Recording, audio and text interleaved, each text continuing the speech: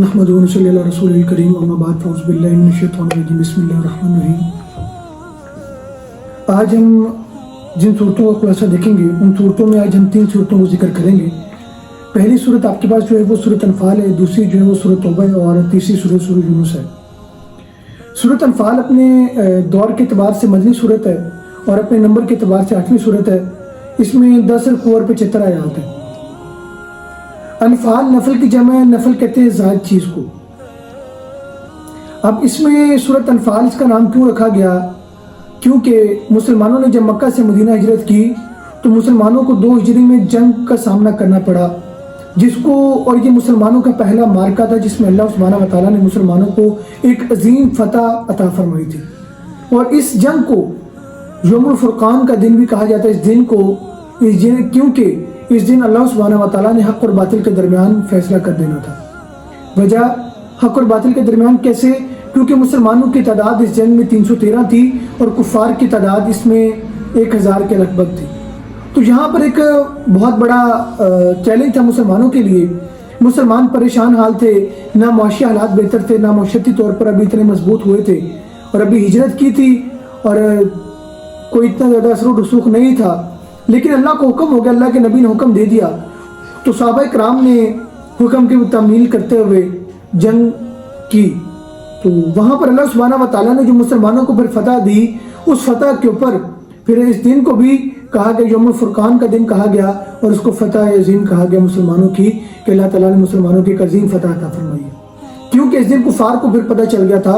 और इसमें 2 रवायत हमारे पास आती हैं। एक इसमें आता है सूरत अनफाल में अल्लाह ने जिक्र किया कि हमने मुसलमानों की मदद के लिए 1000 फरिश्ते जो है वो तह बता नाजिल फरमाए, लाइन में आए, जो कतार बर कतार जो है ना वो नाजिल हुए। और यहाँ पर कई मौजज़ात अल्लाह के नबी को अल्लाह ताला ने अता किए। और दूसरा इसमें हमारे पास इस सूरत में ये सारी चीज़ें जिक्र है, इसके मज़ामीन में ये शामिल है।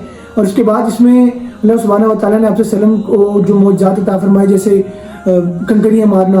अब साजो सामान की तो कमी थी, किल्लत थी, और वहाँ पर अल्लाह के नबी ने फिर कुफार को जो कंकरियाँ मारी वो सारी की सारी उनको जिसको लगती थी वो नेस्तो नाबूद हो जाता था, वो तबाह बर्बाद हो जाता था। तो यहाँ पर अल्लाह, और दूसरी एक सूरत में अल्लाह ताला ने जिक्र किया कि हमने मुसलमानों की मदद के लिए 5000 फरिश्ते नाजिल फरमाए, गालिबन 3000 फरिश्ते नाजिल फरमाए। तो ये 2 रवायत हमारे पास मिलती हैं इस लिहाज से। तो अनफाल दरअसल नफल की जमा है, उसको कहते हैं माल गनीमत, जायद माल है। अब यहाँ पर हुआ कि जब मुसलमानों को अल्लाह ताला ने फतह दी तो मामला ये पेश आया, क्योंकि जंगें जब होती थी तो वहाँ पर एक गनीमत जो माल गनीमत बचता था वो तकसीम कर दिया जाता था। अरब में एक रवाज था तो मुजाहिदीन में। अब यहाँ पर भी ये सवाल पैदा हो गया, मुसलमानों को जब अल्लाह ताला ने फतह दी तो सहाबा किराम ने अल्लाह के नबी से पूछा, यसअलूनका अनिल अनफाल, ऐ नबी माल गनीमत क्या है, फरमा दीजिए माल गनीमत के बारे में। सहाबा किराम ने पूछा तो अल्लाह ने फरमाया कि नबी फरमा दीजिए कि माल गनीमत अल्लाह और उसके रसूल का माल है। फिर अल्लाह ताला ने माल गनीमत के तमाम अहकामात जिक्र कर दिए कि माल गनीमत की तकसीम कैसे होगी, किन किन में कितना डिवाइड होगा, कैसे डिवाइड होगा, अल्लाह और उसके रसूल का कितना है, और जो अल्लाह और उसके रसूल का माल है वो किन में तकसीम होगा। उसके बाद इनकी ये पहली जो 6 आयात हैं इसमें माल गनीमत के हवाले से और मुसलमानों की सिफात बयान की जा रही कि मुसलमान जो है ना वो इतनी जल्दी नहीं आते। मुसलमान नमाज पढ़ते हैं, ज़कात देते हैं, अल्लाह पर भरोसा रखते हैं, इन बातों में नहीं आते। उसके बाद कुफार के खिलाफ जहाद करने पर मुसलमानों पर अल्लाह की नवाज़िशात और चंद तरबियती, वो मैंने आपको बताया कि कैसे नवाज़िशात हुई और तरबियत अहकामात किए। मुसलमानों को ख्वाब, मुसलमानों पर नींद तारी करना, फिर बारिश, फिर मुसलमानों को एक मदीना के करीब रखना और ऐसे मुकाम पर रखना जो ऊंचा था। हर लिहाज से मुसलमानों की अल्लाह ताला ने मदद की, मुसलमानों की मदद फरमाई। ये सारी की सारी मुसलमानों की अहकाम वो मदद थी जिहाद के हवाले से, और मुसलमानों को तरबियत अहकाम सिखाने थे कि तुमने जंग में कैसे जो है ना वो पलटना है, कैसे जो है ना तुमने जंग लड़नी है। ये तमाम अल्लाह सुब्हानहू व तआला ने अहकाम इसमें सिखाए।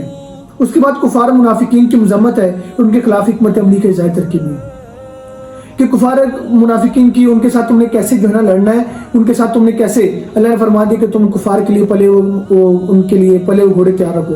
तो यहाँ पर ये इस तरह की हमें तरगीब दी जा रही है कि तुम अपने आप को मजबूत रखो। अल्लाह की नज़र में वही है ताकतवर मोमिन जो है वो सबसे पसंदीदा मोमिन है, जो ताकतवर है।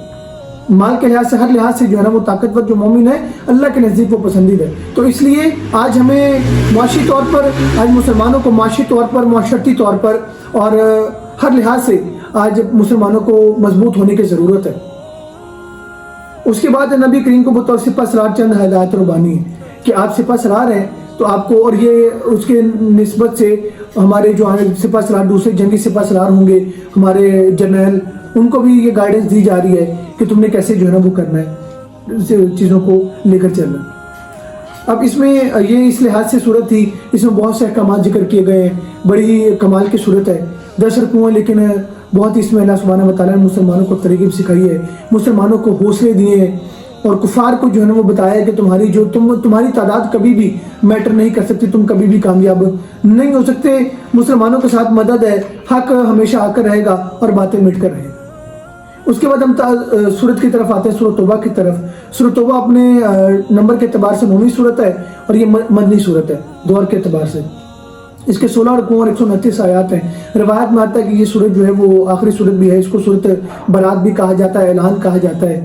اس کو سورۃ توبہ کیوں کہا گیا؟ اور کہا جاتا ہے کہ روایت میں آتا ہے کہ سورۃ توبہ جو ہے وہ منافقین کے لیے ایک رسوا کرنے والی ہے، وہ منافقین کو رسوا کر دیتی ہے۔ یہ حدیث میں آتا ہے کہ اللہ کے حضرت ابن عباس سے روایت ہے کہ سورۃ توبہ تو منافقین کو رسوا کرنے والی، مطلب ان کو پریشان کرنے والی، کیونکہ اس میں منافقین نے جو چالیں چلی وہ کام نہیں آئیں، اور مسلمان جو جنگ میں نہیں جا سکے تھے غزوہ تبوک میں، اور اس وجہ سے کچھ وجوہات کی وجہ سے، تو وہ جب واپسی ہوئی تو اللہ کے نبی صلی اللہ علیہ وسلم نے معافی مانگی، پھر اللہ نے ان کی توبہ قبول کی، تو اس کا دراصل اس کا تذکرہ کیا گیا ہے، اور ان کی بار بار مومنین کو توبہ کا کہا گیا ہے، اس وجہ سے سورت کا نام سورۃ توبہ رکھا گیا، اور اس کے اندر سورت برات بھی کہا گیا ہے۔